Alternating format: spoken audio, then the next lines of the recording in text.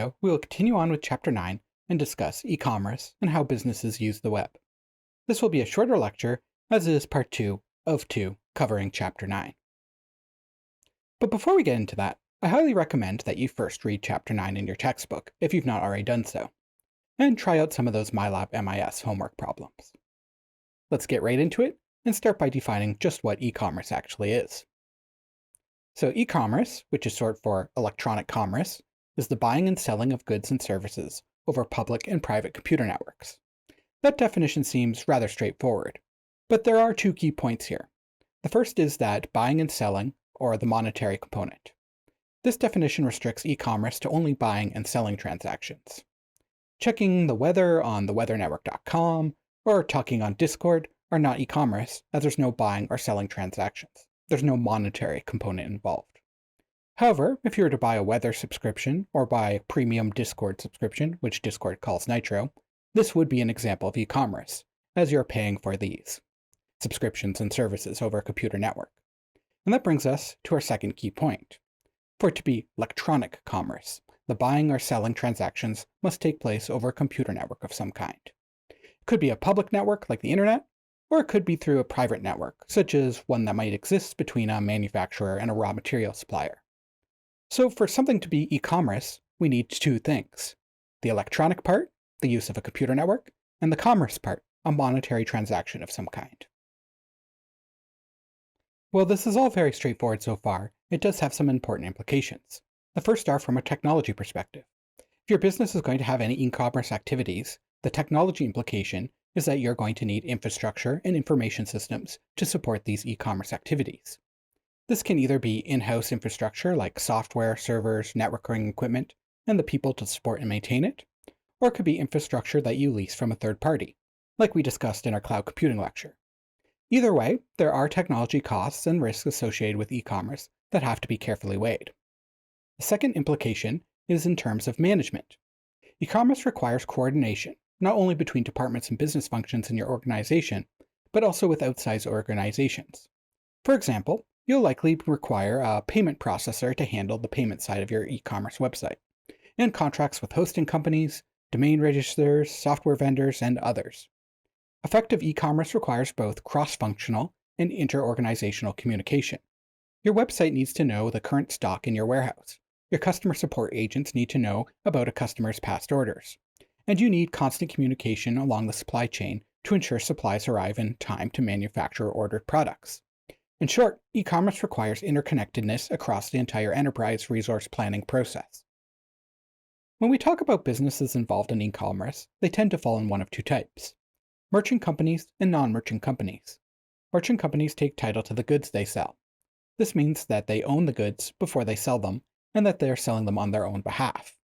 Merchant companies buy or manufacture goods and then sell them to consumers directly over a computer network. They may also sell services that they provide themselves. Non-merchant companies, on the other hand, are the opposite. They never take title or ownership to the goods they sell. Rather, they only arrange for the sale on behalf of another company or individual. They may also sell services provided by others in the same way, on behalf of another party. Let's now take a closer look at merchant companies. These can be further subdivided into three additional categories based on who the merchant sells to. Business to consumer, or B2C, e-commerce refers to the sale between a merchant business and a retail customer, the consumer in this case. This is probably the type you're most familiar with and have used yourself as a consumer. A typical information system for B2C provides a web application or storefront that allows consumers to browse through goods and then eventually order them online. An example would be Amazon's website, which allows for online orders of products sold by Amazon. The term business to business, or B2B, refers to e-commerce transactions between companies. This would be businesses selling to other businesses. For example, a manufacturer company purchasing raw materials from a supplier, a retailer purchasing finished goods from a distributor, or even a business licensing software from a software vendor. These are all B2B. Recall that e-commerce is not just limited to products, but includes services as well. Another example from Amazon would be Amazon Business. Amazon Business is a B2B sales platform that focuses on wholesale sales to other businesses, rather than directly to consumers. So the same idea as the Amazon you're probably familiar with, but instead of regular home users, they're targeting other businesses. The last type of merchant e-commerce is business to government, or B2G.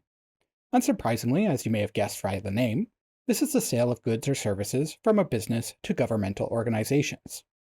For example, government office might need office supplies. If they purchase these online directly from Amazon Business, this would be an example of B2G e-commerce. Governments tend to be large and involved in most of the steps of the supply chain, so it's not uncommon for B2G transactions to occur at most stages in the chain. For example, governments might purchase from raw material suppliers, manufacturers, distributors, and even retailers. This is one of the key ways in how B2G differs from B2B. Businesses tend to mostly purchase only up or down one level in the supply chain. One last thing to mention about merchant companies is that they're not required to stick to just one of these ways of doing business.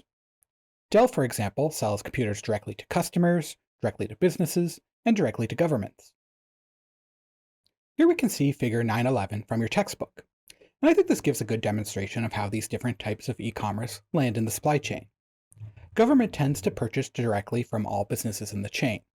These would be B2G sales, whereas consumers tend to purchase indirectly from retailers after the goods have traveled through this whole chain. The sale between retailers and consumers would be B2C sales. Finally, businesses tend to purchase from other businesses directly before them in the chain. For example, a manufacturer purchasing raw materials from a supplier, or a retailer purchasing completed products from a distributor. These would all be B2B sales. Now, I did say tend to, as this is where most buying and selling transactions will take place. But this isn't a strict rule. For example, a consumer may purchase directly from a distributor, or a raw material supplier may still need to purchase things like office supplies from a retailer. Now back to non-merchant companies.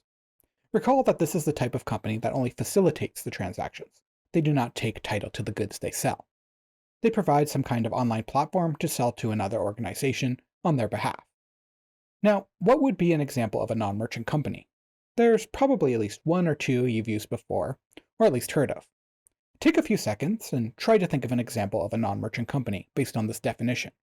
Pause the video if you need to.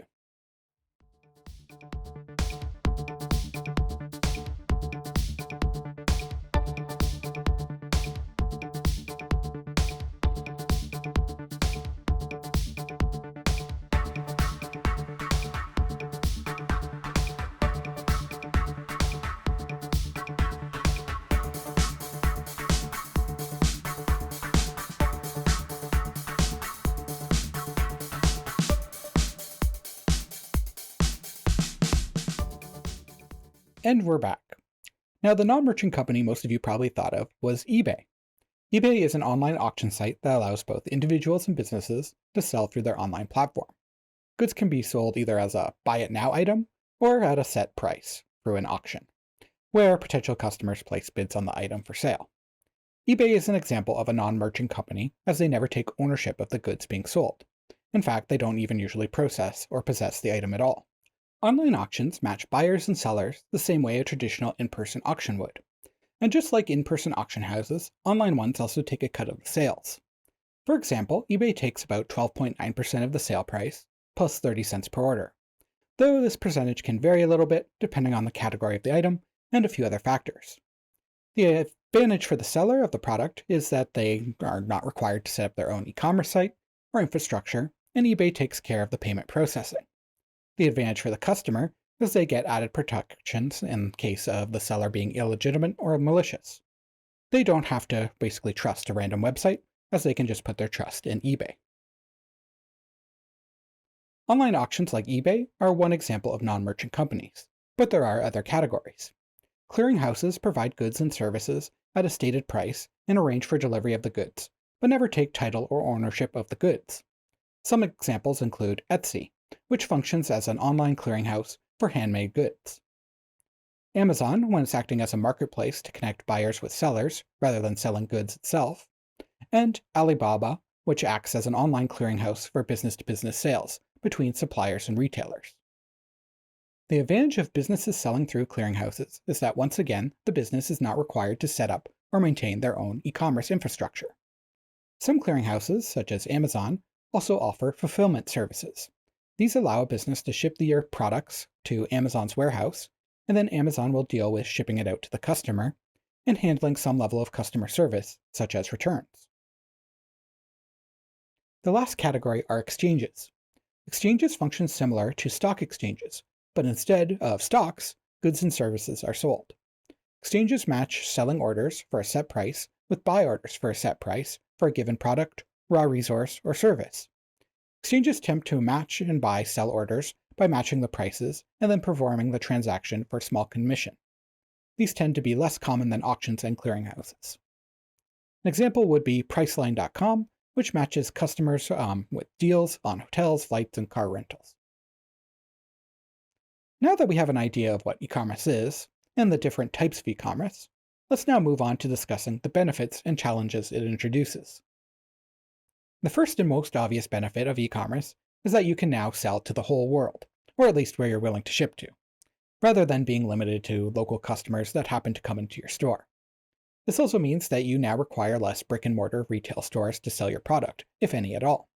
Amazon is well on its way to being the largest retailer in the US, and is projected to soon pass Walmart in sales. However, Amazon has achieved this success without any physical or brick-or-mortar storefronts. This massively cuts down on overhead for Amazon, as they no longer have to pay for rent for those storefronts or deal with the costs associated with running them, like keeping the lights on, paying the staff to staff them, things like that. The other two big benefits of e-commerce are greater market efficiencies and knowledge of price elasticity. In terms of market efficiencies, the biggest benefit is disintermediation. This is a big word, but it simply means cutting out intermediaries between parties. Let's take a look. Here we have that figure from before that shows B2B sales between businesses and eventually to end consumers or customers. As we discussed in previous lectures, as goods move through the chain like this, they gain value and tend to cost more. For example, a supplier might sell enough raw materials to make 1 unit of product to a manufacturer for $1, who in turn makes a product and sells it to a distributor for $3, who in turn sells it to a retailer for $5, who finally sells it to the consumer for $12. With disintermediation, the intermediaries, such as the distributor and the retailer, are cut out and the product is sold directly to the consumer. This means more money for the manufacturer, as they can now sell the product for $10 and not $3, and it means cheaper prices for the consumer. The drawback is now that the manufacturer has to manage its own e-commerce infrastructure, and of course this isn't going to be great for the distributor and retailer who are now cut out of the chain. To fight this, some intermediaries are expanding upwards and downwards in the chain, or offering novel services to remain relevant in the existing chain. We call this process reintermediation, where intermediaries are added back into the chain. Real-world examples would include companies like Trivago and Expedia, which act as intermediaries for booking services like hotels, flights, and car rentals. By offering an exchange of different travel bookings, customers are offered better prices, as hotels and airlines have to fight to offer better prices, at least in theory. This tends to not always work out in practice. And this leads us to the next way e-commerce increases market efficiencies. With all pricing information being publicly available and easily accessible online, businesses are better able to match and beat their rivals' prices. For consumers, this helps drive down prices, but can also help businesses when picking suppliers and in B2B type deals. Businesses also have a better understanding on what customers are willing to pay for their products and services. This all leads into the idea of price elasticity.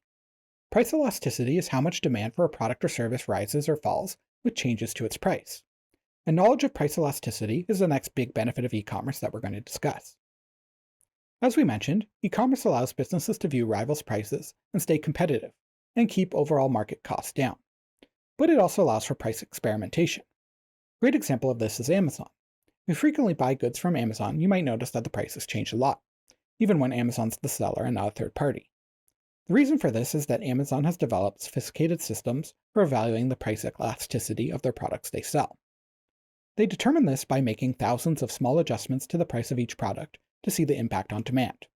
They even do this in an automated fashion that requires no human involvement to find the optimal price. In fact, it's been reported that Amazon changes prices of products 2.5 million times per day, with the average product changing price every 10 minutes.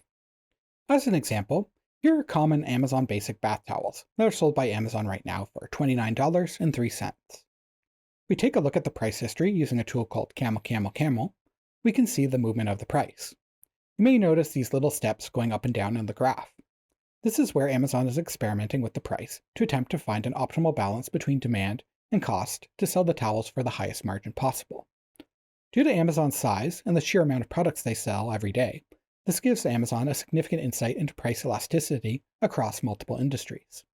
If you're interested, this Camel tool is available both as an extension for your browser and a website that you can use and type a product into, and it'll show you the history of the product. It's a great tool for trying to find the optimal price yourself for buying it. In some cases, Amazon even uses this price data to find products that are sold by third parties that they can make their own versions of and sell for a lower price.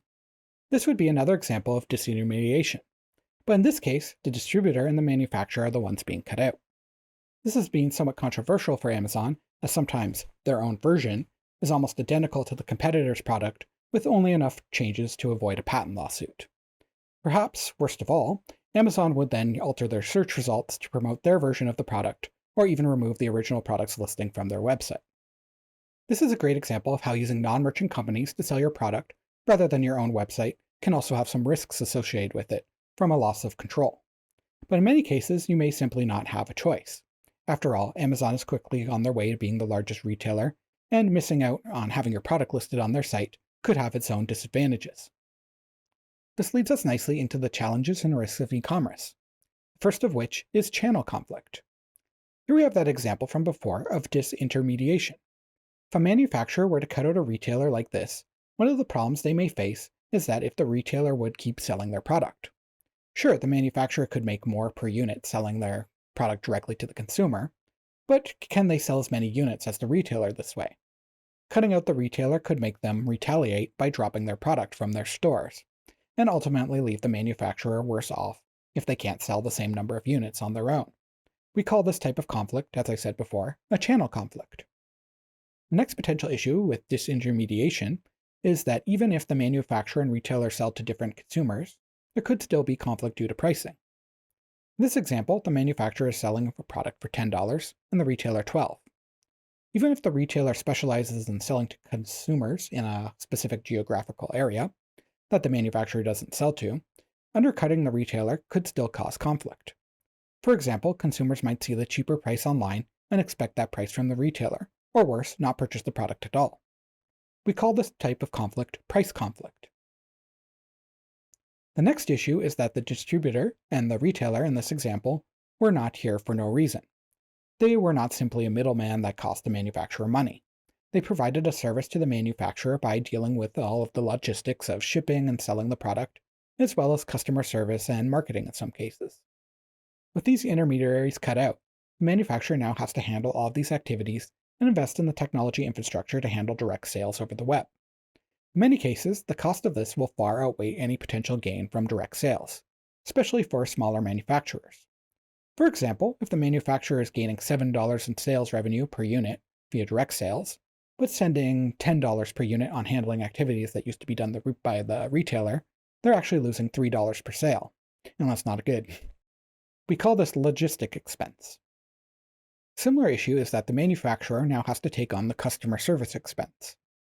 As I mentioned, in some cases retailers deal with customer support and service, such as dealing with returns. Without the retailer, the manufacturer must take on the expense in addition to the logistics expense. This can be quite expensive, because they might have to set up warehouses to accept returns, add in the shipping for returns, and shipping a new product back out. So there's quite a logistic expenses involved here. Same is also true for sales and marketing expenses. If the retailer handled any part of that, such as sending out flyers with the manufacturer's product, or having salespersons that aided customers in picking the right product for their needs. The next issue is showrooming. Showrooming is a practice where customers will go into a brick-and-mortar store to look at a product, but then return home and purchase it online from somewhere else. A popular example of this is going into Best Buy to look at a laptop, phone, or tablet, then purchasing it from a different store online. And I have to say that I'm guilty of this myself. When purchasing a laptop, for example, I want to know what the keyboard and mouse feel like before I purchase it. So I'd go to Best Buy, take a look at it, and then end up purchasing the laptop online from a vendor with a cheaper price. This is not so much of an issue for the manufacturer, but one for the retailer. If your customers are only using your store as a showroom and not buying anything that could be a big problem for you. And you can't always lower costs, as you have all that overhead of the brick-and-mortar store, and little control over the prices set by the manufacturer. Target, a retailer in the USA, had such problems with this when selling Amazon's Kindle tablet that they retaliated by refusing to sell the Kindle in their stores. Other retailers have attempted to battle this with things like price matching, allowing customers to order products to the store, and offering additional in-store services like sales and technical support. The opposite also occurs to a lesser extent, where customers might check out a product on a manufacturer's e-commerce website and then turn around by buying it in store. We call this web rooming.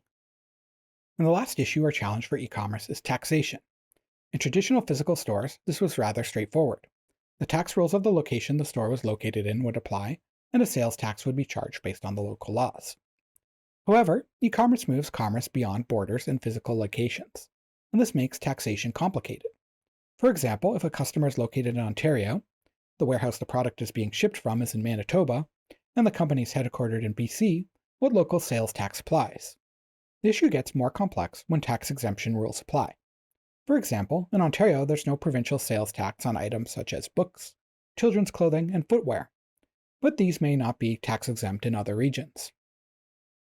This is mostly a challenge for governments rather than businesses, but businesses are still required to follow the tax rules governments come up with, which can be quite complex in an e-commerce setting. And that brings us to the end of our lecture on e-commerce and completes our discussion on Chapter 9. Thank you for watching, and have a great day.